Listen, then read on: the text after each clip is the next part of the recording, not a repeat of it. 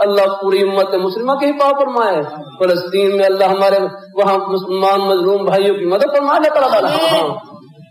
ارے شیخ الاسلام ہر اسماعیل صاحب فرمائے لگے، فرمایا ہر مسلمان جتنا ہو سکے جس درجے میں ان کے ساتھ تعاون کر سکے وہ تعاون کرنا فرض عین ہے۔ یہ فرما رہے لگا مالی تعاون کر سکے، جانی تعاون کر سکے، جس سے جو ممکن ہو ان کے ساتھ تعاون کرے نا۔ اللہ تعالیٰ اپنی مہربانی فرمائے، اللہ اپنی بارگاہ مقبول فرمائے۔ پھر عجیب ہے واپس سنا کہ امام احمد حنبل رحمۃ اللہ علیہ، امام یہ معتزلہ کے زمانے میں گرفتار تھے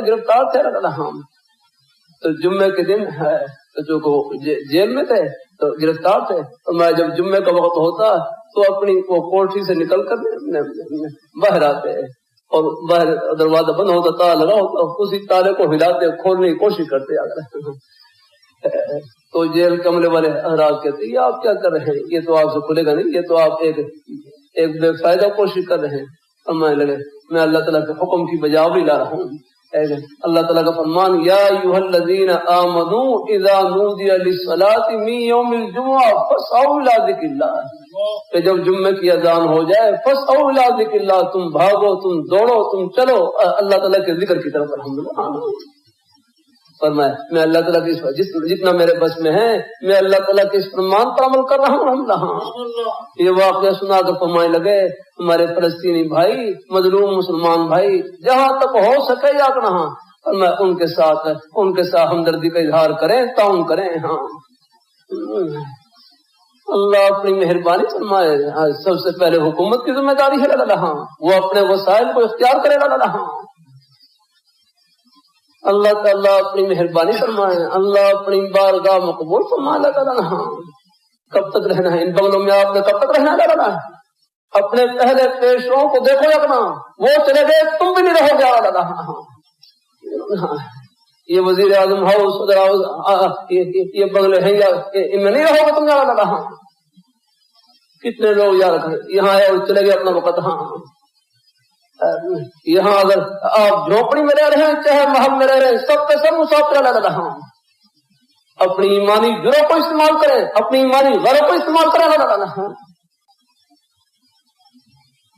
اللہ تعالیٰ اپنی مہربانی فرمائے، اللہ اپنی بارگاہ مقبول فرمائے۔ اللہ بہرحال جہاں تک ہو سکے ان کے ساتھ اپنی ہمدردی کا اظہار، مجھے امید ہے اپنے اپنے انداز سے سب ان کے لیے کچھ نہ کچھ سوچتے ہوں گے۔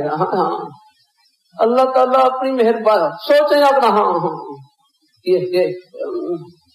اللہ تعالیٰ اپنی بارگاہ مقبول عرض کرتا رہتا ہوں یہ گھر نہیں ہے رہ گزرا رہا، اسلام آباد گھر نہیں رہ گزرا ہے، لاہور گھر نہیں رہ گزرا رہا، جن محلوں میں رہ رہے ہیں یہ گھر نہیں رہ گزرا رہا۔